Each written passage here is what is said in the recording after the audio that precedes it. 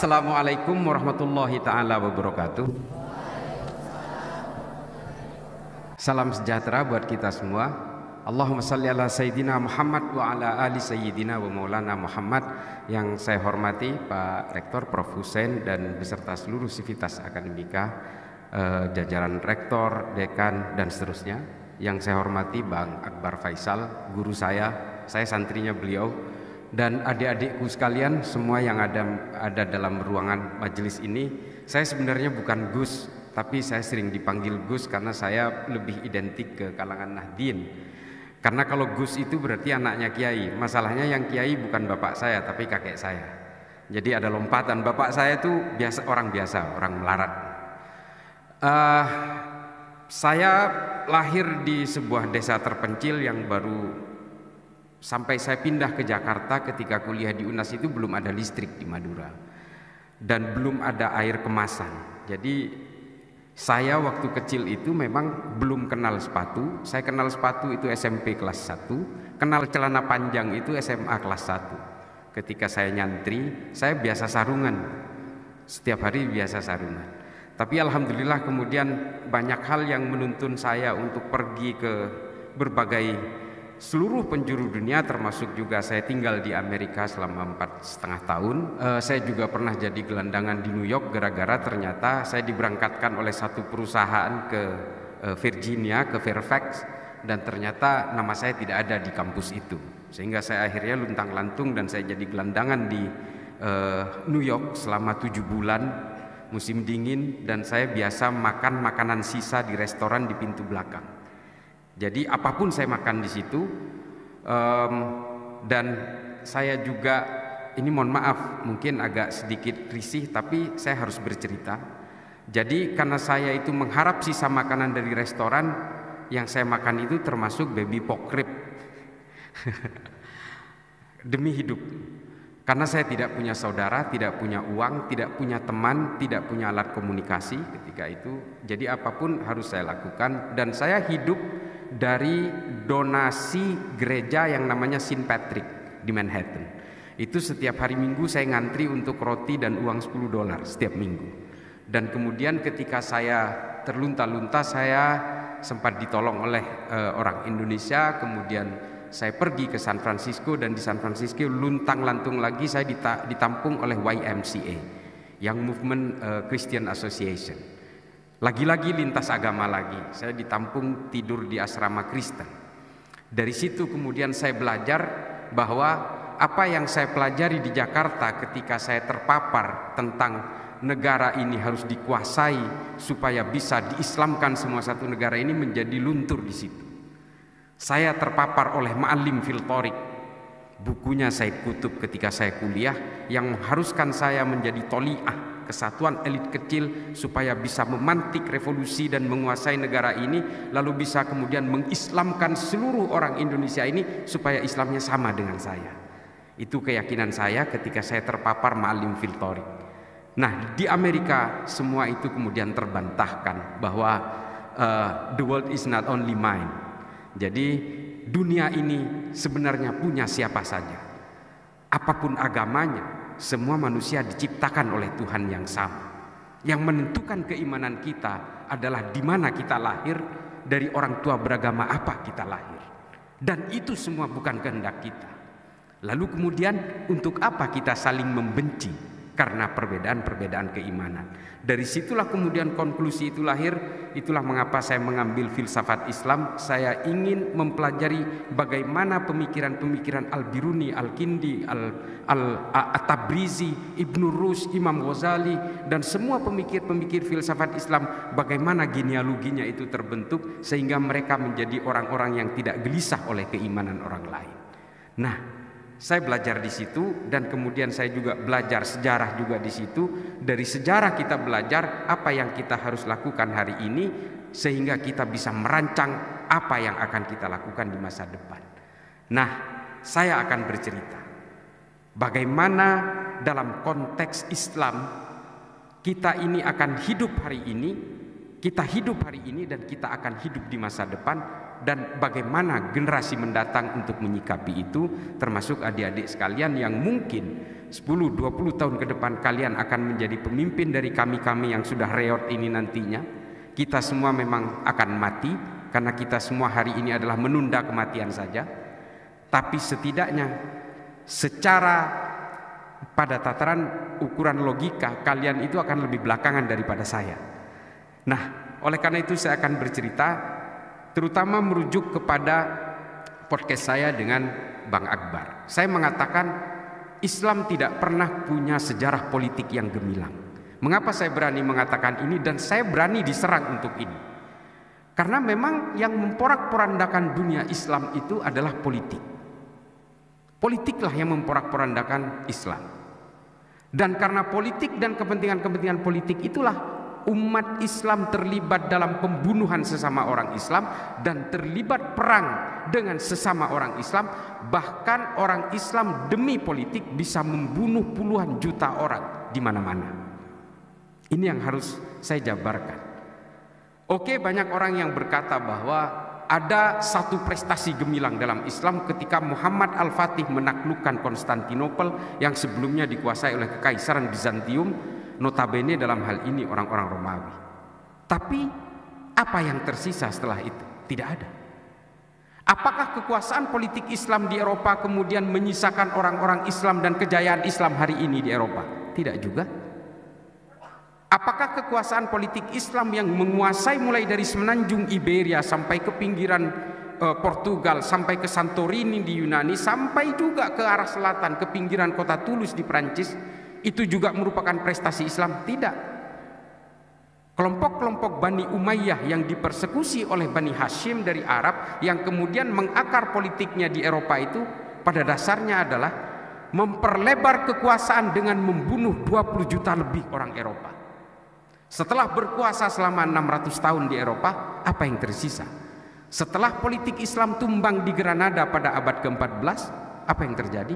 Tidak menyisakan satu pun keimanan di sana. Secara genetik, satu pun tidak ada. Yang disisakan adalah apa? Dendam-dendam dan brutalitas orang Kristen terhadap orang Islam yang mempersekusi sejadi-jadinya terhadap orang Islam hingga orang Islam terlempar ke Mediterania. Al-Quran 123.000 Al-Quran dibakar di Plaza de Granada. Orang Islam dibaptis paksa sambil memegang tasbih dan Al-Quran. Al-Qurannya dirampas, tasbihnya dirampas, lalu orangnya ditunjuk paksa untuk dibaptis menjadi Katolik pada saat itu juga. Sehingga hari ini tidak ada satu genetik pun yang disisakan oleh keimanan Islam di Eropa karena persoalan-persoalan politik. Kalau hari ini ada orang Kristen di Eropa, itu imigran, pengungsi, atau akulturasi, atau mu'alaf yang karena perkawinan dan sebagainya. Tidak ada satupun yang disisakan. Kalau kita lihat masjid-masjid di Eropa, terutama di daerah-daerah Spanyol hari ini, itu adalah bekas bangunan masjid yang kemudian hari ini dikonversi menjadi gereja. Menara-menara yang dulu tempat azan sekarang dikasih lonceng dan sebagainya. Artinya apa di sini? Islam tidak pernah berjaya secara politik. Dan Islam tidak bisa dijayakan lewat jalur politik. Karena kalau lewat jalur politik, maka akhirnya Islam akan ditaklukkan oleh penakluk berikutnya. Demikian seterusnya. Karena dalam politik, persoalan-persoalan politik akhirnya akan runtuh oleh penaklukan-penaklukan. Demikian seterusnya. Betapa hebatnya Bani Abbasiyah yang berkuasa dengan Baitul Hikmah yang luar biasa, kemudian runtuh oleh penakluk dari Mongolia. Dan selesai semuanya. Lalu muncul kemudian pemikiran-pemikiran kebangkitan politik yang tidak sanggup untuk men-trigger kebangkitan politik itu lagi.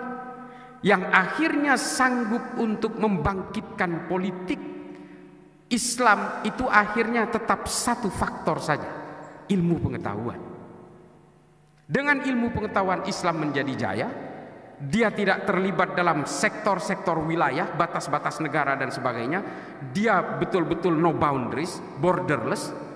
Dan kemudian ilmu pengetahuan dalam Islam ini mengilhami ilmu pengetahuan dari seluruh dunia, dan kemudian Islam menjadi kontributor utama dalam peradaban manusia.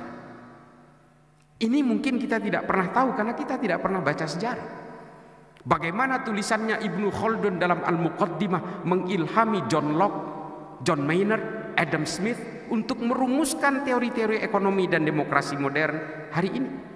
Tulisan-tulisan Abu Bakar Ahmad Ad-Dinawari dalam Al-Mujalasah wa Jahirul Ilmi mengilhami Jürgen Habermas untuk merumuskan teori Verfassungspatriotismus. Indah sekali. Perdebatan antara Imam Ghazali dan Ibnu Rushd dalam Tahafud al-Falasifah dan Tahafud at-Tahafud mengilhami seorang pemikir dan filsuf dari Eropa bernama Thomas Aquinas yang membuat buku Summa Theologica.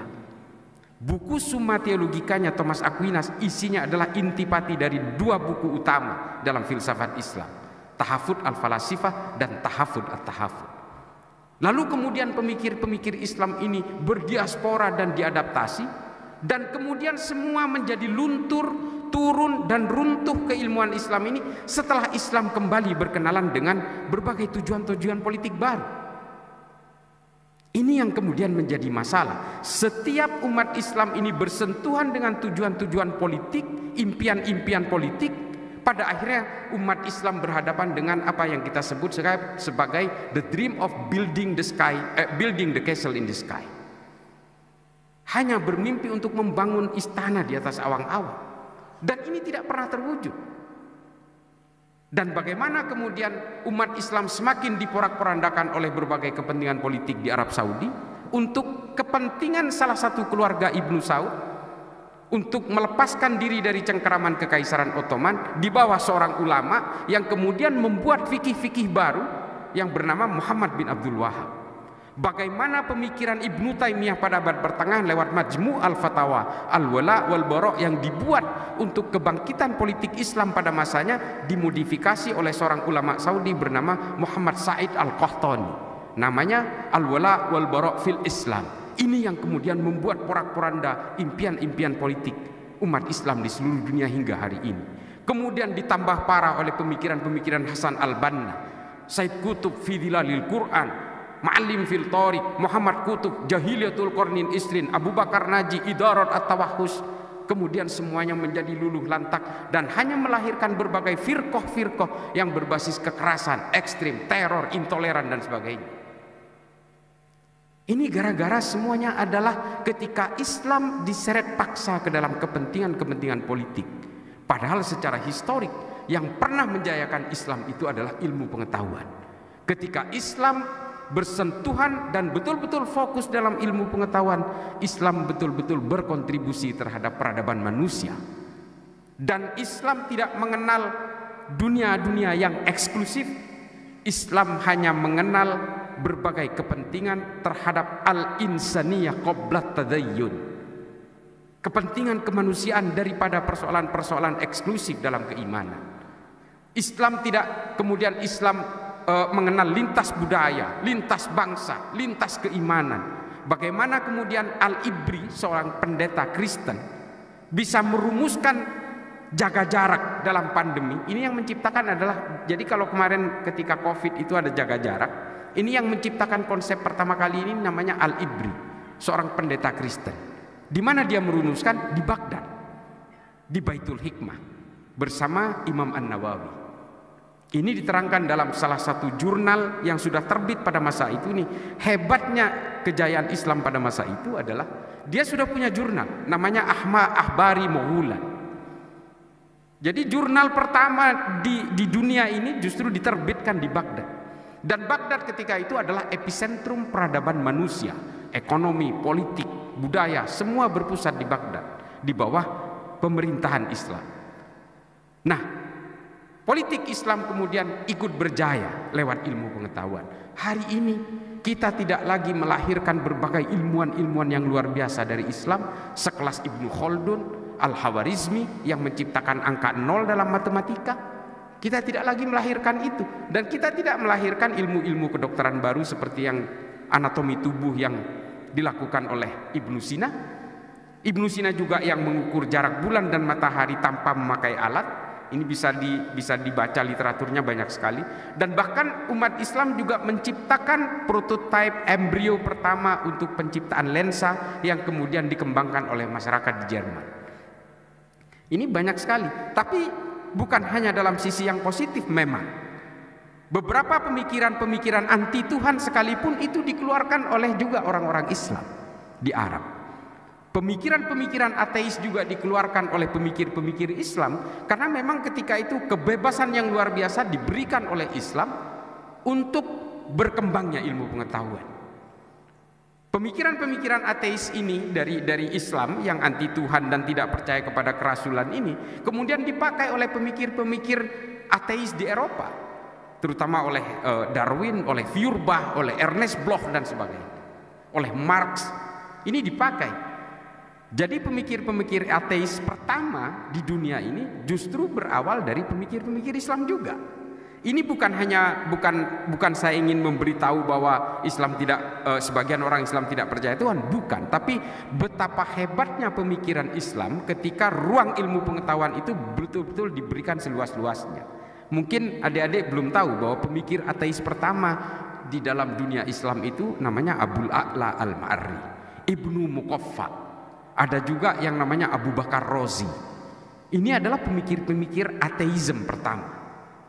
Jadi kalau kita baca tulisan-tulisan dari seperti Nietzsche misalnya, Zarathustra misalnya, itu sama persis dengan tulisan-tulisan Abu La'la Al-Ma'arri dalam Ad-Dhulumiyah namanya. Sama persis. Jadi bahkan yang tidak percaya Tuhan pun akhirnya juga terilhami. Meskipun dua orang pemikir ini akhirnya dipenggal.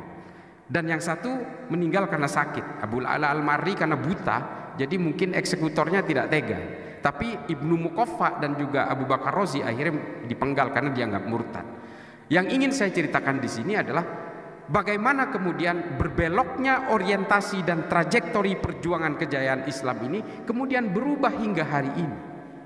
Berbagai hukum-hukum fikih yang sifatnya mutaghayyirat, yang tidak statis, yang tidak bisa diganggu gugat lagi, ini kemudian menjadi rawan sebagai alat pemecah belah dari keumatan kita, uhuah kita. Pemikiran-pemikiran Wahabisme misalnya, yang dulu dirumuskan oleh ulama-ulama Wahabi di Arab Saudi untuk kepentingan politik Arab Saudi dan untuk mengglorifikasi kekuatan-kekuatan Ibnu Saud di Arab Saudi, kemudian dibawa hari ini ke seluruh penjuru dunia dan mengilhami berbagai resistensi dan perjuangan orang untuk memantik revolusi di berbagai negara. Adik-adik sekalian, saya sudah pernah ke Afrika 3 kali. Saya sudah ke berbagai negara konflik, di Somalia, di Mozambik, sampai ke Sudan. Saya sudah ke Republik Afrika Tengah, ke Bangui. Saya sudah ke Nigeria, saya sudah ke Liberia, ke Monrovia. Saya sampai ke daerah sana dan semua sama persoalannya, yaitu persoalan-persoalan hakimiyah dan takfiriyah. Penghakiman terhadap orang lain yang berbeda yang kemudian mengkafirkan orang yang berbeda itu. Semua berawal dari konsep ini. Konsep ini kemudian tergulirkan secara deras dengan menggunakan konsep al-wala wal bara dari Muhammad Said Al-Qahtani yang saya ceritakan tadi. Membangun monoloyalitas kepada orang yang dianggap sama dan membangun permusuhan kepada orang yang dianggap berbeda dalam hal apapun. Di Indonesia hari ini sudah terasa karena persoalan-persoalan politik orang saling mengkafirkan satu sama lain. Kalau tidak memilih pilihan saya, kalian termasuk orang yang tidak memperjuangkan agama saya. Nah, ini ketika agama sudah diseret paksa ke jalur politik, ini bisa memantik permusuhan, perpecahan hingga jalur-jalur kekerasan. ISIS, Al-Qaeda, Boko Haram, Al-Shabaab, Hasan Turabi, Jabhatun Nusra, Liwa'ut Tauhid, Laskar At-Taibah, Jamaah Islamiyah, Jamaah Ansarud Daulah, Jamaah Ansarus Syariah, JAK, JAT, JAS, MIT, MIB, NII, Khilafatul Muslimin. Ini semua adalah betul-betul harokah-harokah yang punya impian-impian politik yang pada akhirnya mengkafirkan kita semua, karena kita semua ini adalah berkhidmat kepada undang-undang buatan manusia dalam kacamata mereka. Karena politik, umat Islam bisa mengkafirkan sesama umat Islam, sesuatu hal yang tidak pernah dilakukan Nabi sedikit pun. Nabi tidak pernah mengkafirkan sesama muslim, tidak pernah. Tapi kita hari ini sudah biasa. Karena saya mengharamkan ziarah kubur misalnya, lalu saya mengkafirkan orang yang ziarah kubur, ini biasa. Karena saya maulidan, lalu orang lain yang mengharamkan maulidan akan mengkafirkan saya. Ini jamak terjadi. Dan ini kita seolah-olah ingin dibawa paksa ke abad pertengahan di situasi yang berbeda seperti ini, dengan menggunakan rujukan-rujukan fikih yang sudah berkembang di abad pertengahan, dan hari ini kita dipaksa untuk menggunakan itu dan kita mundur ke belakang. Orang-orang tidak pernah punya anggapan hari ini dan semuanya merasa paling otentik dan paling orisinil ajaran agamanya. Padahal ini konsep yang salah. Kalau kita menganggap bahwa ajaran agama kita yang paling orisinil dan paling otentik, ya jangan hidup hari ini. Jangan hidup hari ini. Hari ini 100% kehidupan kita kalau dilihat dari segi otentisitas sudah jauh dari zaman Nabi. 1000% bahkan. Ada dua hal dalam agama. Ada thawabit, ada mutaghayyirat. Yang mutaghayyirat ini tidak baku, bisa dirubah. Tafsirnya bisa dirubah. Saya sudah mengatakan di podcastnya Bang Akbar Faisal. Riba positif haram. Al-Quran ini. Allahu ahallal bai'a wa harramar riba. Jelas. Jelas. Tapi apakah bank itu masuk riba? Ini kan tafsir mutaghayyirat. Bisa diperdebatkan. Pertanyaannya, kalau kita ngotot mengharamkan bank konvensional, kita semua hari ini menjadi orang munafik. Gedung ini tidak mungkin tidak melibatkan bank konvensional. Naik pesawat tidak mungkin. Naik haji tidak mungkin nggak naik pesawat. Dan pesawat itu semua menggunakan uang berbunga dicicilnya. Nyewa pun pakai uang berbunga, pakai bank. Makanya saya heran kadang-kadang ada satu ajaran yang mengharamkan orang kerja di bank, dia memilih berhenti, tapi kemudian jadi supir Grab. Ada Oppo, oke, berbunga. Akhirnya dia jualan habatus sauda. Dia pikir impor ekspornya habatus sauda dari Yaman itu tidak menggunakan bank. Ini anomali peradaban manusia yang kemudian menjebak kita karena kita betul-betul terhantui oleh otentisitas. Jangan salah, ada mutaghayyirat yang bisa dirubah. Dan Islam ini berkembang karena Islam ini dirancang untuk menjadi agama yang bisa merahmati seluruh alam semesta sampai hari kiamat. Kalau kita stagnan di abad pertengahan, sampai nggak kita ke hari kiamat menjadi rahmat? Nggak bisa. Apalagi Islam diglorifikasi sebagai bejana untuk kebencian, caci maki, kekerasan. Nggak sampai hari kiamat kita sudah tidak menjadi rahmat dan tidak akan laku. Islam tidak mempunyai daya tariknya. Orang masuk Islam karena ingin menikahi perempuan Islam yang cantik, bukan karena ketertarikan spiritual. Nah, adik-adikku sekalian, apa yang saya sampaikan ini adalah bahwa marilah jayakan agama kita ini lewat ilmu pengetahuan. Kalau lewat jalur politik, apalagi dengan mimpi-mimpi khilafah yang didengung-dengungkan oleh Hizbut Tahrir, oleh Ikhwanul Muslimin dan sebagainya, ini pada akhirnya akan membawa dekadensi terhadap dunia Islam sendiri. Karena impian-impian daulah khilafah Islamiyah inilah kemudian yang menciptakan firqah-firqah berbasis kekerasan, karena mereka ingin mewujudkan satu gerakan revolusi seperti yang ditulis oleh Said Qutb dalam Ma'lim fil Thariq. Perlu saya kasih gambaran kalau ada yang belum tahu tentang Ma'lim fil Thariq. Kenapa saya kemudian sadar bahwa saya ini betul-betul dibohongi oleh Ma'lim fil Thariqnya Said Qutb. Setelah saya baca bukunya Lenin, namanya L'état et la Révolution, State of Revolution. Ternyata Said Qutb membuat Ma'lim fil Thariq itu sama persis dengan State of Revolutionnya Lenin. Cuma yang ini versi Islam, ini versi komunis. Itu aja. Kalau di dalam Lenin itu istilahnya revolusi, kalau Said Qutb mengistilahkan dengan jihad. Kalau Lenin mengistilahkan sebagai vanguardism, avant-garde, kesatuan kecil sebagai motor pemantik revolusi, kalau di dalam Ma'lim fil Thariq disebut dengan toli'ah. Protokol-protokolnya sama, tahapan-tahapan marhalahnya sama, semuanya sama. Revolusi mental dan revolusi akhlak sama, dan penguasaan negara sama, tekniknya sama. Lalu saya kemudian berpikir, Said Qutb ini adalah politisi, bukan seorang ahli agama. Lalu saya pelajari juga fi Dhilalil Quran, bagaimana dia melencengkan terjemahan Al-Quran tentang Al-Maidah ayat 44, Al-Baqarah 29, Al-Baqarah 41 dan sebagainya. Saya kemudian berpikir, ini politisi ternyata. Dari situlah kemudian trajektori Islam berubah arah, dan hari ini kita betul-betul menjadi pion-pion mainan-mainan politik global. Operasi intelijen semua terjun ke Indonesia. Setelah mereka melewati Timur Tengah, Asia Selatan dan sebagainya, mereka memantik Abu Sayyaf, gerakan Thailand Selatan. Bagaimana konflik Tamil dan Sinhala dibuat oleh intelijen Barat. Ini saya tidak tabu untuk mengatakan ini. Karena Indonesia ini menjadi melting pot dari berbagai operasi intelijen dari seluruh dunia. Karena mereka tahu bahwa Indonesia ini punya natural resource yang luar biasa, sehingga Indonesia ini akan menjadi pertarungan berbagai proksi kepentingan global untuk di masa depan. Nah, adik-adik sekalian, kalian ini tidak gampang menjadi generasi muda. Karena bagi kelompok-kelompok pengusung ideologi transnasional ini, kalian adalah investasi masa depan. Semua ideologi ingin menjaga supaya ideologinya tetap hidup. Dan tumpuannya ada di kalian. Kalian adalah targetnya, kalian adalah sasarannya. Dan kalian kampus-kampus seperti UNM, naudzubillah min dzalik, ini adalah jadi target-target sasaran mereka.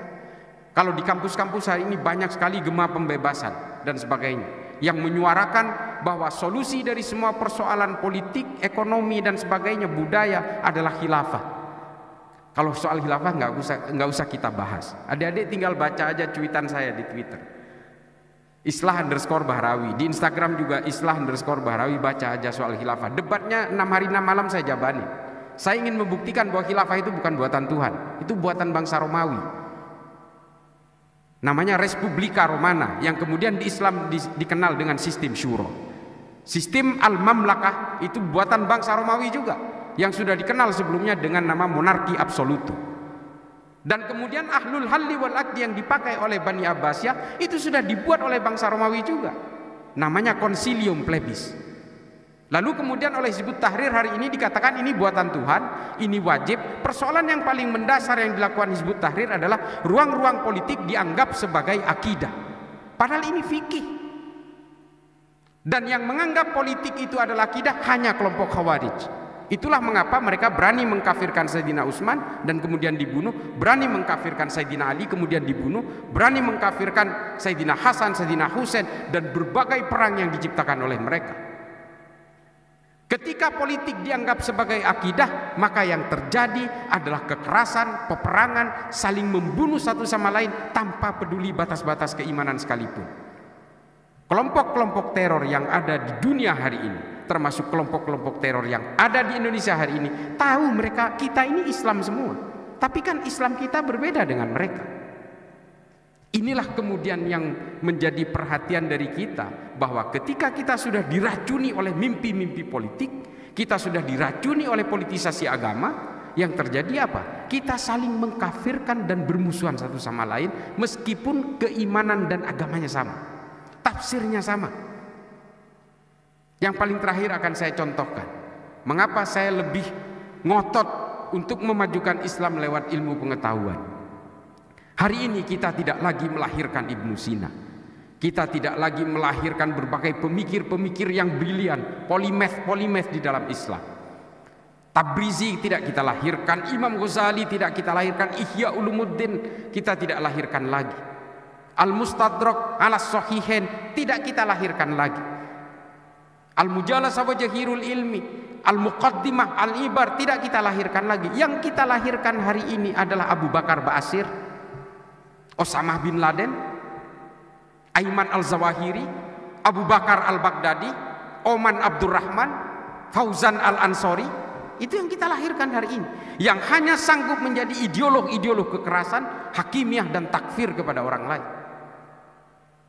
Kita tidak lagi melahirkan berbagai pemikir-pemikir yang lebih memikirkan tentang bagaimana peradaban manusia tidak keluar dari maqasidus syariah. Tidak lagi. Yang kita pikirkan hari ini adalah bagaimana cara menguasai Indonesia, lalu seluruh orang Indonesia bisa kita kendalikan menjadi homogen semua. Ini adalah efek dari politisasi agama. Kita lalai dengan ilmu pengetahuan, sehingga apa? Kita masih sibuk dengan debat-debat soal fikih recehan. Elon Musk sudah mikirin soal Mars. Saya kemarin sempat bercanda ke Gus Yahya ketika acara 1 Abad NU. Gus, Ini kalau macet seperti ini, kayaknya 1 abad berikutnya ulang tahun NU itu bukan di Sidoarjo tapi di Mars, supaya nggak macet. Dan Yelal Waton itu ganti aja dengan Yelal Mars. Jadi hari ini kita betul-betul sudah terframing ke arah impian-impian politik, karena kita betul-betul menjadi mainan-mainan dari political toys, gerakan-gerakan the shifting of power global game. Kita betul-betul jadi mainan. Kalau kita perhatikan bagaimana Al-Qaeda lahir, bagaimana ISIS lahir, bagaimana gerakan-gerakan Commonwealth di berbagai negara di dunia, bagaimana kemudian KKB bisa mendapatkan tempat diakomodasi, Beni Wenda ada di Inggris, bagaimana kemudian Hizbut Tahrir ada di London, markas besarnya, Ahmadiyah ada di London. Ini kan seharusnya menjadi pertanyaan bagi kita, siapa yang bermain di belakang ini? Tapi kita tidak pernah sadar. Dan mengapa kita mudah sekali dibuat mainan oleh berbagai kepentingan global? Karena kita terlalu bodoh. Karena kita masih bisa dibuai dan bisa dihipnotis dengan mimpi-mimpi politik tadi. Andai kita bertumpu kepada ilmu pengetahuan seperti pada zaman abad pertengahan awal dulu, lain ceritanya. Kita justru bisa menjadi trajektori dunia. Dan kemudian Islam kembali kepada daya tariknya. Karena dengan ilmu pengetahuan, Islam kemudian betul-betul bertumpu kepada kemanusiaan dan kedamaian sesuai dengan fitrah lahirnya. Tidak mungkin agama ini diciptakan oleh Allah untuk supaya kita saling membenci satu sama lain. Sangat tidak mungkin. Setiap agama diturunkan Tuhan pasti supaya menertibkan manusia dan supaya manusia bisa menjunjung tinggi kedamaian.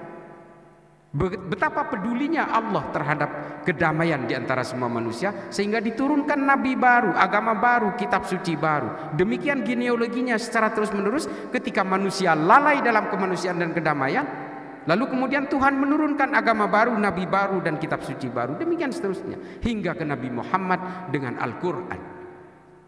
Kalau kemudian kita merasa berislam hari ini, tapi kemudian kita masih gelisah oleh keimanan orang lain, kita masih membenci orang lain karena berbeda, berarti kita sudah melenceng dari fitrah kelahiran agama itu sendiri.